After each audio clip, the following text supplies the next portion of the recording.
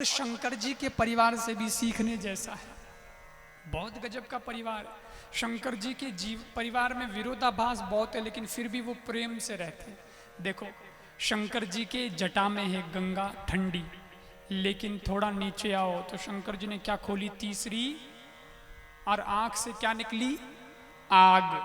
तो आग रे और पानी रे बने नहीं बने, पणवट बने। विरोधी चीजें हैं लेकिन एक हो गई। और शंकर भगवान के माथे पर चंद्रमा है, और चंद्रमा में क्या है, अमृत। चंद्रमा में अमृत है। लेकिन थोड़ा नीचे आओ, शंकर जी के गले में क्या है, जहर, विष। जहर रे और अमृत रे बने नहीं बने, पर दोनों बेड़ा है। शंकर जी के गले में है नाग, सांप। और शंकर जी का बेटा गणेश, गणेश का जो वाहन है वो क्या है, चूहा। सांप रे और ऊंदरा रे बने नहीं बने। वो ऊंदरो तो लई डरतो ही रहे कि सांप कटी नीचे नहीं आ जाए, क्योंकि वो नीचे आएगी हो तो मैं ऊपर जा परूला पूरा ही। अच्छा, चूहे को भी सपोर्ट कौन करता है, मोर। मोर कहता तू चिंता मत कर, मैं कार्तिक जी का वाहन हूं। तू गणेश जी का वाहन है तो मैं कार्तिक जी का वाहन हूं। सांप आएगा ही नहीं, और आ भी जाए तो डरना नहीं, मैं बीच बैठा हूं। मोर है ना, सांप को खा जाता है, पता है, मोर सांप को खा जाता है। तो बोले मैं बीच में बैठा हूं, चिंता मत कर, क्योंकि मोर के और सांप के भी नहीं बनती। उधर पार्वती जी है माता जी, और माता जी का वाहन क्या है, शेर। और शंकर जी का नंदी, बड़े बैल। तो शेर को भूख लगेगी तो किसको खाएगा, बैल को खाएगा, शिकार करेगा ना। लेकिन वो फिर भी वहाँ एक साथ में रहते हैं। शंकर जी के घर में गाड़ियाँ तो बहुत हैं, छोटी मोटी, फ्लाइट भी है, मोर आदि, लेकिन फिर भी एक ही गैराज में सब पार्क होती है, कभी किसी में झगड़ा नहीं होता है। और यही शंकर जी से सीखने जैसा है। शंकर जी का परिवार दूर से बैर परिवार लगता है, पर नज़दीक जाकर देखो तो पता चलता है वो बैर परिवार नहीं, वो प्रेम परिवार है।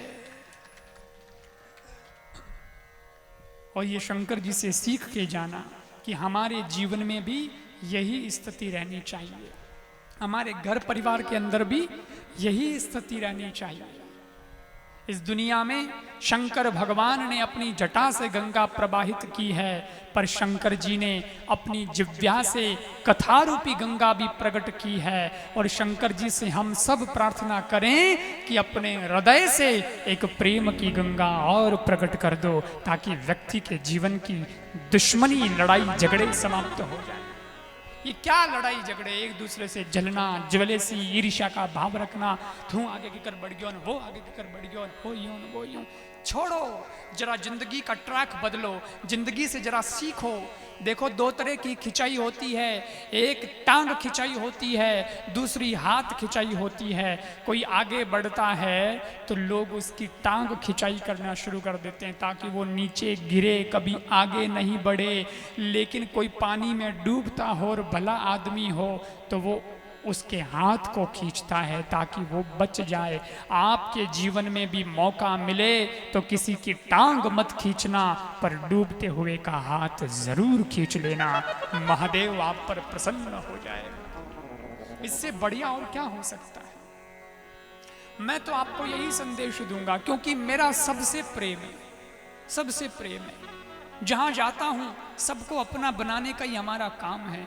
यहाँ कौन पराया है, सब अपने हैं। इस भाव से तो हम संदेश देते हैं। अगर हम लड़ाई का संदेश देंगे तो फिर हमारे जीवन का मतलब क्या है, संत कहलाने का अर्थ क्या है। वो और लोग हैं जो अदावत करते हैं, अदावत लड़ाई को कहते हैं, झगड़े को कहते हैं, उर्दू का शब्द है। वो और लोग हैं जो अदावत करते हैं, हम तो संत हैं, मोहब्बत करते हैं। हमें तो प्रेम का पैगाम सब तक पहुंचाना है, इसलिए हमारे जीवन में यही होना चाहिए।